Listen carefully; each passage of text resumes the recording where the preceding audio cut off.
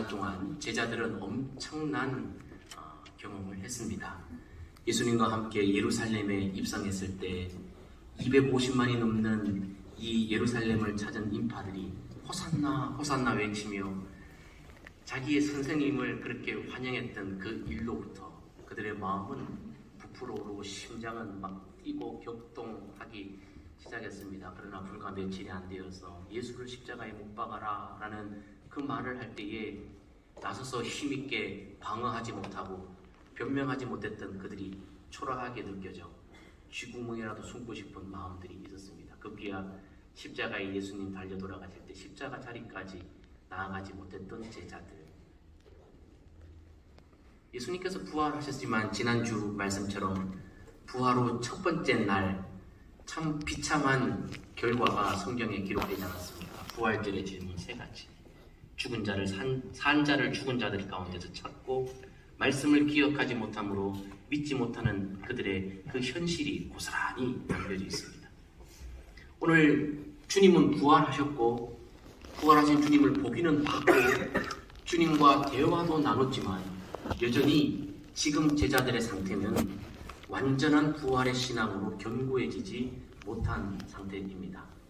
그래서 오늘 이 21장 요한복음 21장은 그 제자들의 모습을 고스란히 우리에게 보여주고 있는데 오늘과 다음 주일 해서 요한복음 21장의 전반부의 말씀을 함께 생각해 볼 텐데 디베랴의 인생이라는 제목으로 함께 말씀을 생각해 보려고 합니다. 디베랴가 어디이며 어떤 의미를 가지고 있고 디베랴에 있던 제자들의 실존은 어떤 존재였으며 그것이 오늘 나와 무슨 상관이 있는지 그 자리에 계셨던 주님이 오늘 나와 어떤 상관이 있는지 말씀을 통해서 우리가 함께 생각해보는 시간이 되었으면 좋겠습니다.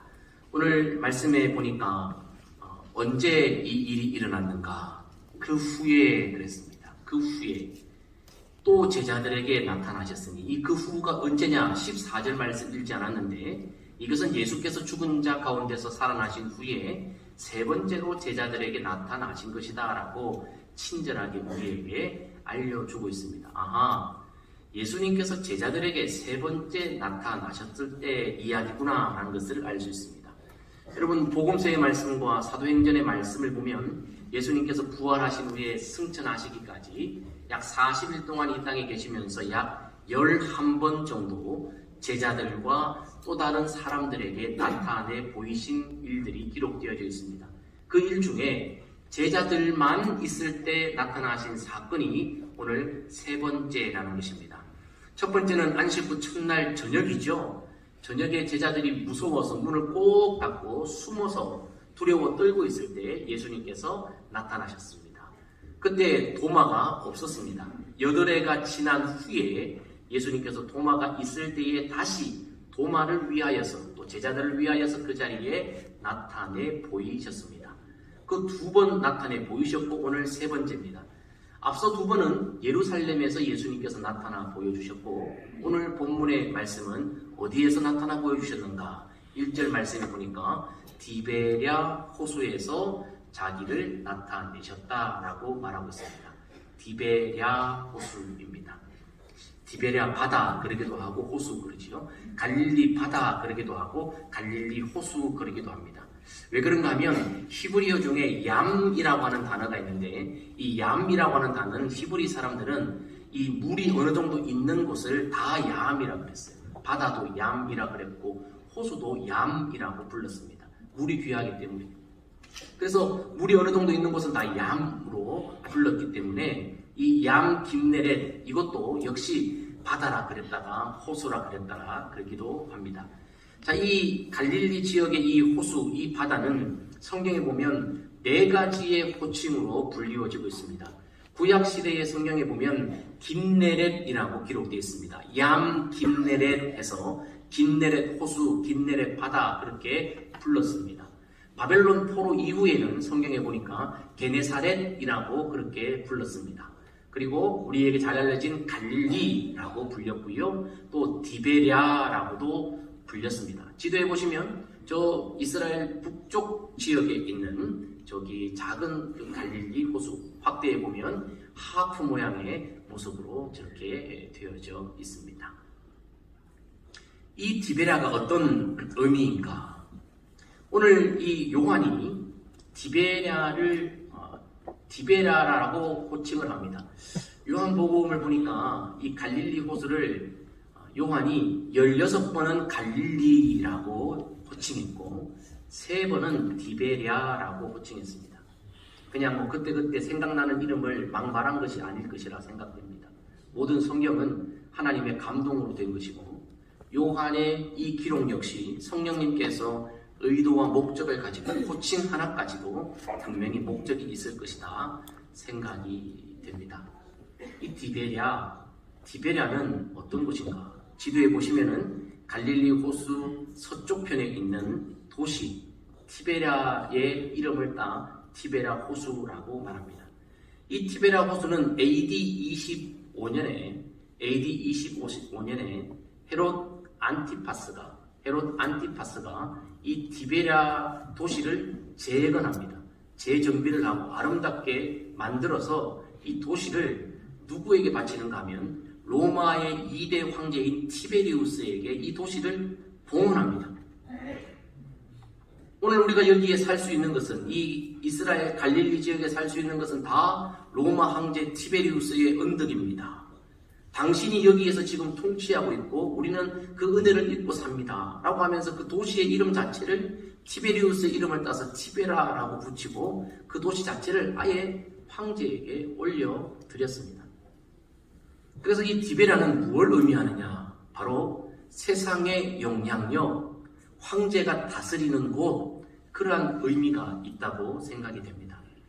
그래서 지금 요한이 이 갈릴리 호수를 의도적으로 디베랴, 즉 세상의 영향력 아래에 있는 도시, 세상의 영향력 아래에 있는 현실이라고 말하고 있다고 저는 생각이 됩니다.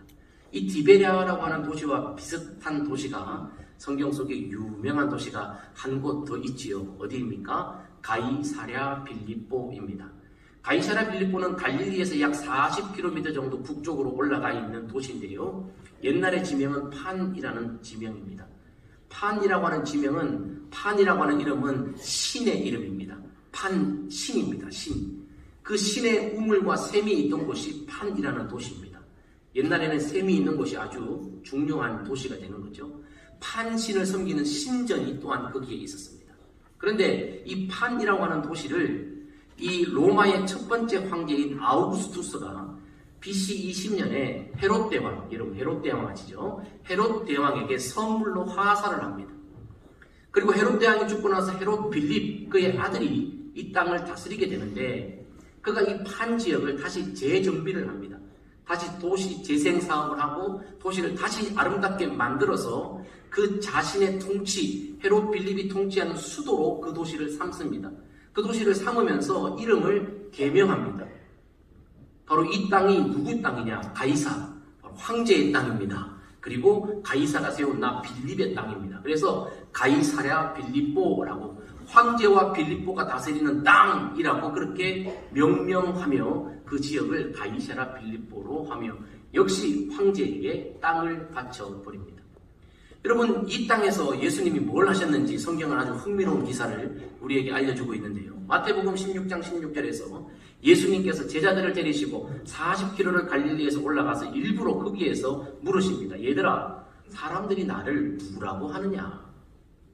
사람들이 이 판신을 섬기는 우상의 땅, 로마의 황제에게 바쳐진 이 우상의 땅, 황제를 섬기는 이 이방 땅 위에서 나를 누구라고 고백하느냐? 라고 물으십니다. 그리고 제자들에게 또 물으십니다. 그러면 너희는 나를 누구라고 하느냐? 그때 베드로가 예수님과 함께 있으면서 성령의 감동을 받아 이렇게 고백하지요. 같이 한번 고백합니다. 시작. 시몬 베드로가 대답하여 이르되 주는 그리스도시요 살아계신 하나님의 아들 되시니이다. 아멘. 예수님과 함께 있을 때에 그 땅은 비록 우상 신전이 있는 땅이요 황제를 숭배하는 이방의 땅 핵심이었지만 그 세상 한 중심에서 베드로는 주님과 함께 있으면서 성령의 감동을 받아 세상 한 중심에서 주는 그리스도라고, 이 땅을 다스리는 주체가 황제가 로마의 황제가 아니라 메시아이시라고, 이 땅을 다스리는 신이 판이 아니라 살아계신 여호와 하나님이라고 담대하게 선언했습니다. 그런데 그랬던 베드로가 제자들이 오늘 부활의 주님을 만나기는 했으나 아직 여전히 혼란 가운데 있으면서 오늘 티베리우스에게 바쳐진 그 땅에서 티베리우스의 영향력 아래에 있는 힘없는 모습을 우리에게 보여주고 있습니다. 이 자리에 요한도 있었습니다. 그리고 오늘 요한복음 21장은 그 자리에 있었던 요한의 자기 고백이요, 자기 회상이요, 성령 안에서 자기의 부끄러웠던 모습을 인정해내는 장면이라고 할 수 있습니다. 디베랴의 인생, 그것은 뭘 의미합니까? 바로 세상의 영향력 아래에 있는 인생을 의미하는 것입니다.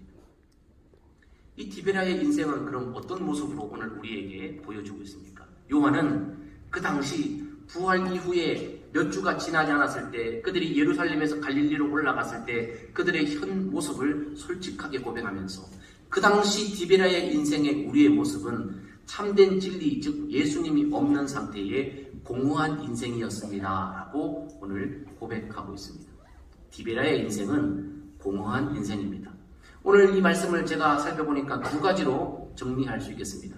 디베랴의 공허한 인생은 첫 번째, 빈손 빈배의 공허함이요, 두 번째, 눈이 어둡고 분별력이 없는 인생의 모습을 우리에게 보여주고 있습니다. 요한의 자기 고백인 것입니다. 자, 그러면 한번 살펴보겠습니다. 공허함, 빈손, 빈배의 인생이 뭔가?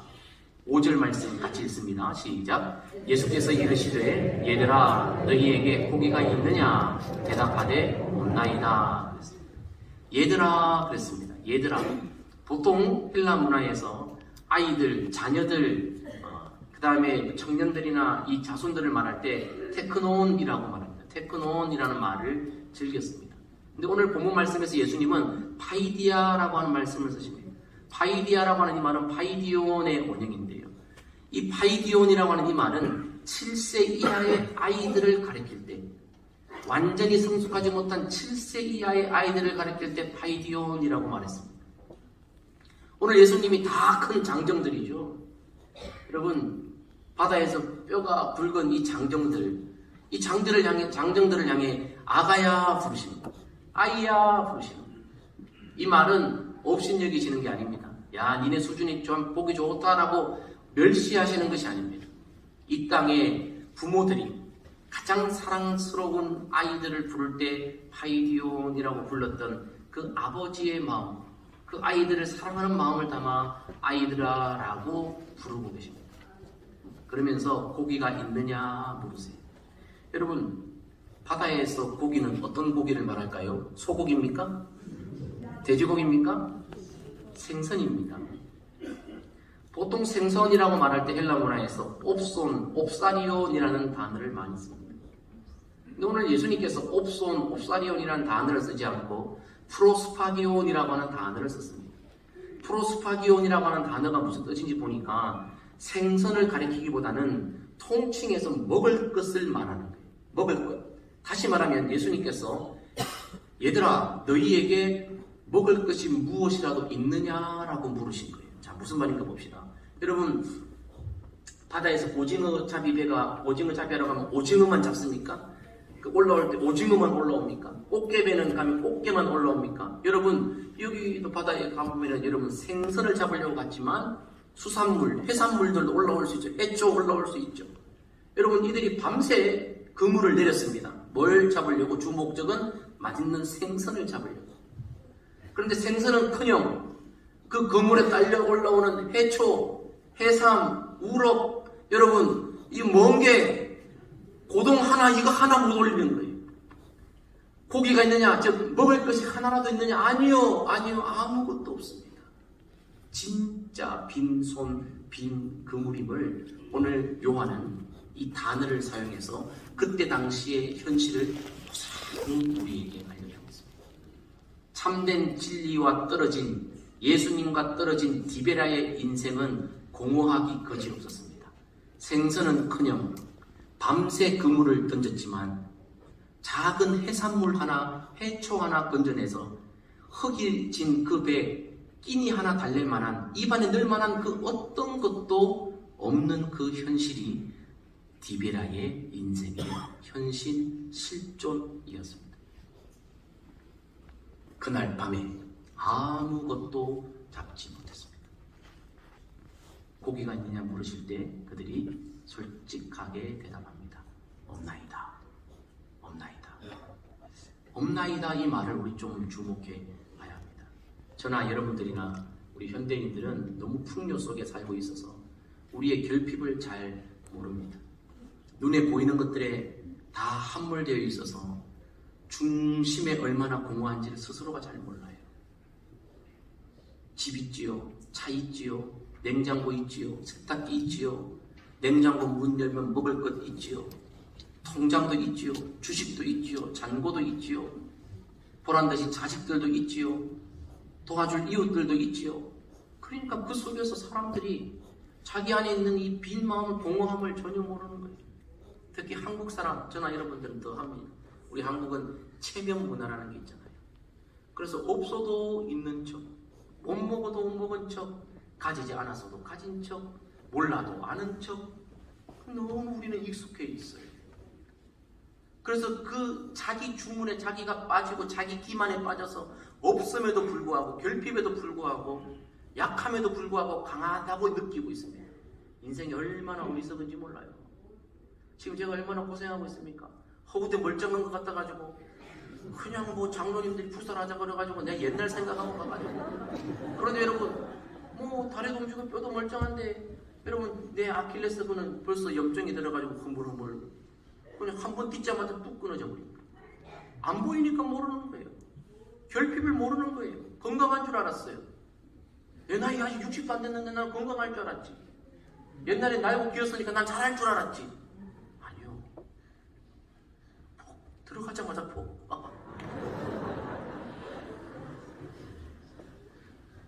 속 사람은 골병 다 들어가죠. 인대가 그렇게 약해져 있는데 모르는 거예요. 모르는 거예요. 좋습니다. 사람들 앞에서는 건강한 척, 아는 척, 있는 척, 가진 척 할 수 있습니다. 그런데 여러분, 주님 앞에서는 그러면 안 돼요. 주님 앞에서는 솔직해야 합니다. 왜 그런지 압니까? 주님은 언제나 그 솔직한 고백을 듣고 나서야 움직이기 시작하십니다. 오늘 여러분, 예수님이 바닷가에 서자마자 오른편에 그물을 던지라 말씀하지 않습니다. 이들의 진솔한 고백 없습니다. 없습니다. 빈손입니다. 이 고백을 듣고서야, 그제서야 역사하시기 시작하십니다. 그물을 오른편에 던져라. 나의 끝, 예수의 시작이라는 책이 있습니다. 그렇습니다. 언제나 우리가 끝난 그 지점에서 주님은 일하시기 시작합니다. 내가 할 수 있다, 내가 잘한다, 주님 없어도 된다 그러면 정말 주님은 뒷짐지고 일하지 않으십니다. 그러나 주님, 나는 아무것도 아닙니다. 나는 아무것도 없습니다. 나는 아무것도 할 수 없습니다. 그러나 주님은 가능하십니다. 나는 아무것도 아니지만 주님이 전부이십니다. 나는 아무것도 할 수 없지만 주님은 모든 것을 할 수 있습니다. 이 진솔한 고백, 이 진솔한 자기 회개, 자기 드러냄을 듣고서야, 그제서야 주님은 일하신다는 사실을 우리는 반드시 알아야 하는 것입니다. 우리 오랫동안 부활절 수십 번 지나고 오랫동안 신앙생활하고 옛날보다 잘 먹고 잘 살고 허우대 멀쩡해서 우리의 속사람들까지 정말 건강하고 영성이 풍부하고 성령 충만해서 부활의 주님과 함께 늘 살면서 디베라 인생의 덩그러니 살면서도 가이사라 빌립보에서처럼 담대한 신앙의 고백을 할 수 있을 것처럼 그런 허황된 꿈속에, 과거 속에 있는 분들이 계십니까? 현실을 직시해야 됩니다. 오늘 디베라의 인생들은 어떻습니까? 분명 이들은 부활하신 예수님을 만났습니다. 2번이나 만났습니다. 듣기도 했습니다. 그러나 여전히 주님의 부활신앙이 온전히 그들을 견고하게 붙잡지 못합니다. 오늘날 많은 현대인의 신앙인들의 모습이 그렇습니다. 직분도 있고 신앙의 연륜도 있고 종교에 대해서도 잘 알고 교회는 이래야 돼 라고 말할 수도 있지만 실상 그 안쪽은 인대는 허물어져 툭 치면 끊어질 수 있는 영적 근력이 없는 공허한 인생, 할 수 있을 것 같지만 아기야 라고 들을 수밖에 없는 초라한 인생, 빈손의 인생이 이 인생들이라는 것입니다. 디비라의 인생은 또한 어떤 인생이냐? 눈이 어둡고 분별력이 없는 인생이다. 요한이 자기의 고백을 그렇게 하는 것입니다. 그 당시 디베라에 있을 때 우리는 눈이 멀었고 분별력이 없었습니다. 솔직하게 고백합니다. 4절에 이렇게 기록되어 있습니다. 날이 새어갈 때에 예수께서 바닷가에 서셨으나 제자들이 예수이신 줄 알지 못하는지라. 육지에서 거리가 불과 한 50칸쯤 되므로. 날이 새어갔다라고 한 이 말은 사물을 분별할 수 있을 때의 이런 의미입니다. 사물을 분별할 수 있을 때 예수님이 그들과 불과 50칸, 여러분 성경에 보시면 각주의 밑에 되어 있지요? 200규빗, 즉 90m입니다. 90m.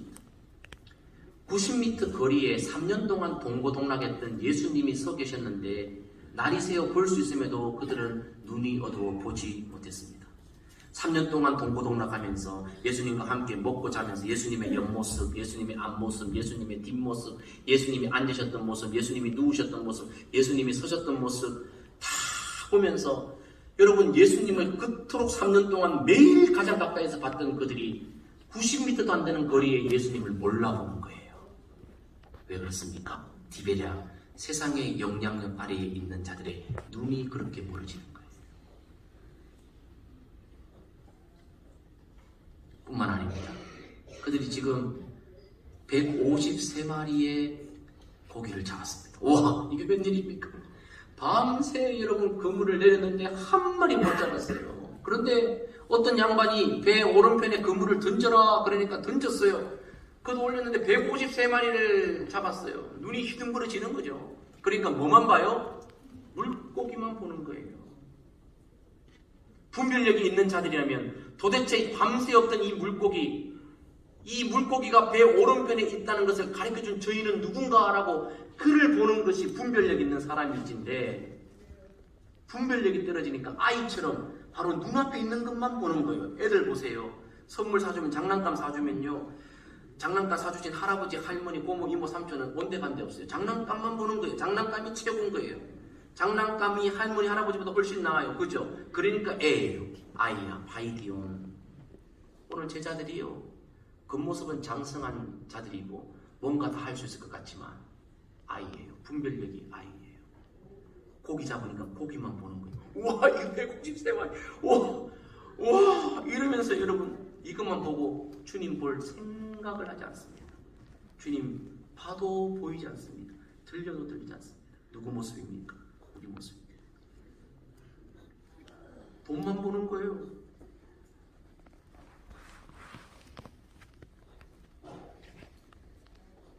이 돈 누가 벌게 해주셨어요? 이 돈을 벌게 해주신 153마리를 불러주신 주님을 우리는 보며 그 주님 앞에 가야 되는데 돈만 보고 있어요. 우리가 세상에 빠져 있는 거예요. 그게 디베라의 인생이에요. 생명 누가 주셨어요? 일할 수 있는 직장은 누가 주셨어요? 내 힘, 내 지식, 내 경험 내가 했습니까? 사람들이 하나님 앞에 갈 생각하지 않습니다. 그저 돈 앞에만 있습니다. 명예 앞에 있습니다. 권력 앞에 있습니다. 하나님 앞에 나아가서 그분이 누구인지 더 알려고 하지 않습니다. 예배의 자리, 기도의 자리 가는 것보다 내가 한 걸음 더 뛰는 걸 사람들은 원합니다. 내가 한 사람이라도 더 만나서 더 협상을 하고 계약을 하고 내가 하나라도 더 공부하고 내가 하나라도 내가 계획해서 내가 내 머리 내 노력으로 무엇인가를 했고 이루어냈다고 사람들이 착각에 빠집니다. 잠시 전까지만 해도 빈손이었던 사람들이 자기의 능력이 아니라 어떤 이의 힘을 가지고 갑작스럽게 153마리를 얻게 되니까 사람들이 멍해지는 거예요. 생명도 건강도 물질도 주신 분이 따로 있는데 그것만 바라보고 있는 거예요. 그러니 90m 앞에 있는 그 주님을 볼 생각도 들을 생각도 하지 않습니다. 우리가 명예에 빠졌어. 권력에 빠졌어. 여러분 예배드리는 시간이 아까운 거예요. 기도하는 시간이 아까운 거예요. 그 시간에 갈 필요가 없어. 153마리 여기 있는데 뭐하러 기도하러 가? 뭐하러 주님 앞에 가? 우리의 인생이 이런 인생. 세상 영향력 안에 장악되어진 인생. 흑암의 권세 안에 있는 인생의 모습이 그렇습니다. 부활의 주님은 분명히 만났어요. 그 부활의 주님은 믿기도 해요. 그 부활의 주님과 대화도 했어요. 경험도 있어요. 그러나 그들은 여전히 진리와 강력이 떨어져 있는, 주님과 멀어진 디베라에 덩그러니 떨어져 있는 존재에 불과한 거예요. 그러니 능력이 없는 거죠. 분별력이 떨어져 가는 것입니다.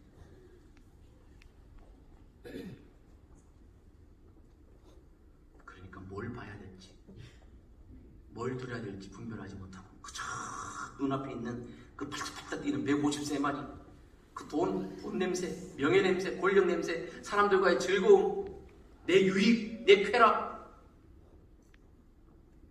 생명 주신 주님은 생각도 안 나는 거예요.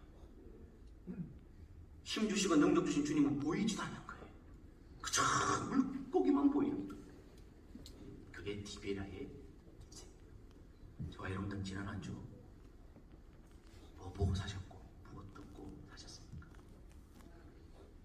부활절을 지났는데 부활의 주님과 사셨습니까? 아니면 디베라의 인생으로 그냥 그렇게 사셨습니까? 여러분, 분명한 사실은 없나이다 말했을 때 주님이 일하기 시작하셨고 그때부터 153마리의 물고기가 오른편에 모이기 시작했다는 사실을 알아야 합니다. 우리는 물고기를 봐야 될 존재가 아니라 그 물고기를 몰아주시는, 있게 하시는 주님을 바라봐야 될 줄 믿습니다. 여러분, 일 열심히 하십시오. 보내받은 직장에서 성실히 일하시고 다른 동료들보다 더 열심히, 여러분 뺀질뺀질하지 마시고 열심히 일하십시오. 팔 걷어붙이고 다른 사람이 하기 싫어하는 거 더 하십시오. 공부 더 열심히 하십시오. 사업도 더 열심히 하십시오. 그러나 주님이 안 보일 정도로는 하지 마십시오. 점검해 보십시오. 주님이 어디 계십니까? 여러분들이 돈 보고 가다가 주님 놓쳐서 가는 거예요. 우리가 주님을 보고 주님의 음성을 듣는 것을 우리의 본업으로 삼고 우리의 직장, 우리의 사업, 우리의 학업 현장, 우리의 일상생활을 부업으로 삼으면 주님께서 우리의 본업을, 부업을 더불어 흥황하게 하실 줄 믿습니다. 그런데 우리가 153마리만 보고 주님은 온데간데 없이 그것을 내 본업 삼으면 주님도 뒷짐지고 계실지 모릅니다. 주님, 나는 아무것도 아닙니다. 주님은 하실 수 있습니다. 내 노력은 여기까지입니다. 그 다음은 주님 몫입니다. 주님, 난 최선을 다했습니다. 그 다음 주님 몫입니다.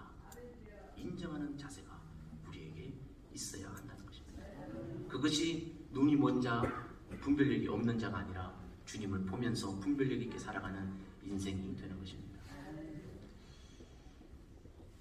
말씀을 한번 마무리해 보겠습니다. 오늘 디베라의 인생, 디베라는 세상 영향력 아래에 있는 현실이라고 했습니다. 어둠과 공중 권세 잡은 자들과 함께 살아가는 이 땅 가운데서 제자들은 예수님과 떨어져 혼란 가운데 방황하며 고기나 잡으러 가는 인생으로 전락하고 있었습니다. 그러나 그들의 밤새 수고는 공허한 빈손 빈배였으며 심지어는 주님을 90m 앞에 두고도 보지 못하는 영적 어두움과 무지 분별력 속에 빠져버렸습니다. 그렇게 멍하니 그렇게 있었습니다. 이런 모습은 여러분 제자들의 모습 속에 또 있습니다. 요한복음 20장 14절, 이 말을 하고 뒤로 돌이켜 예수께서 서 계신 것을 보았으나 예수이신 줄을 알지 못하더라. 이게 누구 이야기입니까? 막달라 마리아 이야기입니다. 막달라 마리아는 예수님이 서 계신 것을 지책에서 봤지만 그가 동산지기인 줄 알았습니다. 왜 그렇습니까? 막달라 마리아가 생각하는 예수님은 죽어 누워있는 시체의 주님이지 살아 움직이는 주님이 아니었기 때문입니다. 혹시 여러분 아직까지 부활의 주님이 아니라 죽어있는 주님을 생각하고 계신 분 계십니까? 누가복음 24장 15절 16절에 엠마오로 내려가는 이 글로바와 또 다른 제자의 이야기입니다. 그들이 서로 이야기하며 문의할 때 예수께서 가까이 이르러 그들과 동행하시나 그들의 눈이 가리워져서 그인 줄 알아보지 못하거늘. 예수님과 함께 걸어갑니다. 이야기합니다. 그런데 예수님인지 알지 못해요. 왜요? 눈이 어두워졌기 때문입니다. 이것이 바로 디베라의 인생, 주님과 부활의 주님과 떨어져 있는 인생인 것입니다. 우리도 때로 세상 영향력 아래에 함몰되어 정신없이 살다가 수없이 들려오는 주님의 음성을 못 들을 때가 있습니다. 지난주에 주님이 나한테 한 번도 말씀 안 하시던데요. 그런 분 계십니까? 여러분, 반대로 너무 세상 소리에 우리의 귀를 다 내어주지 않았습니까? 세상 것만 생각하며 바라보다가 곁에 계신 주님을 알아보지도 못할 때도 우리도 있습니다. 인정해야 합니다. 그러나 그럴 때에도 우리는 주님을 배신하고 주님께 실망을 안겨다 드려도 절대 우리 주님은 우리를 잊으시거나 버리셨다고 생각하지 마십시오. 우리를 향한 주님의 마음은, 사랑은 변하지 않습니다. 여전히 동일하십니다. 아니, 오히려 더욱 간절히 사랑해 주십니다.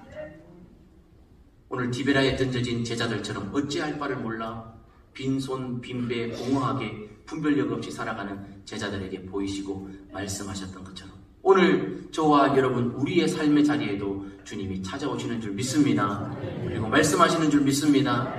이렇게 말씀하신 거예요. 아가야, 괜찮아. 최근에 너무 많은 일들이 있어서 너희가 혼란스럽지, 두렵지, 두려워하지 마. 아가야, 힘내. 내가 바로 여기 디베라 바다에 이미 와 있어. 얘들아, 힘내. 내가 여기 있어. 나는 니네가 나를 떠나서는 아무것도 할 수 없는 존재라는 걸 너무 잘 알아. 오늘 여기 다시 나와 함께 다시 시작하자. 내가 강한 손과 편팔로 너를 붙잡아 인도해 줄게.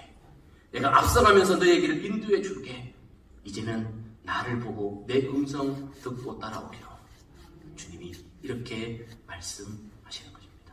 주께서 사랑하시는 성도 여러분, 분명히 주님 부활하셨습니다. 그러나 우리의 실제 삶은 여전히 부활의 주님과 함께 딱 붙어 연합된 삶이 아니라 덩그러니 진리와 떨어져 디베라의 인생으로 살아가는 실존입니다. 그러나 실망하지 마십시오. 이곳에, 이 바닷가에 우리 주님이 이미 와 계십니다. 아기야, 두려워하지 마. 다시 시작하면 돼. 넘어졌니? 다시 시작하면 돼. 혼란스럽니? 내가 붙잡아 줄게. 어렵니? 없니? 내가 가르쳐 줄게. 채워 줄게. 내가 앞서가며 인도해 줄게. 변함없는 사랑으로 사랑하시는 그 주님 디베라의 한 중심에서 만나고 그 주님과 함께 승리할 수 있는 복된 성도들 다 되시기를 주님의 이름으로 축복합니다. 축복합니다. 일들 기억하여 주시고 천배만배 좋은 것으로 갚아 주옵소서. 비록 디베라의 인생으로 살 수밖에 없는 존재지만 부활의 주님 찾아오실 때 회복의 역사가 나타날 줄 믿습니다. 우리의 몸도 마음도 영혼도 회복되게 하여 주옵소서. 새 힘없게 하여 주옵소서. 우리의 직장도 사업의 현장도 학업의 현장도 일상의 터전도 우리의 가족 이웃들도 회복될 줄 믿습니다. 디베라의 인생을 버려두지 않는 주님, 그 주님 앞에 이 시간 모든 것 올려드리오니 받아 주시옵소서. 이제는 우리 주 예수 그리스도의 은혜와 우리 하늘 아버지 하나님의 극진하신 사랑하심과 성령의 감동 감화 교통 역사하심이 디베라의 인생에 찾아오시어서 세임 주시고 회복시켜 주시는 주님 붙잡고 살아가기를 원하는 모든 주의 심령들 위에, 이들의 자녀손들 위에, 가정 위에, 교회 위에 이제로부터 영원까지 함께 하시기를 간절히 축원하옵나이다. 아멘.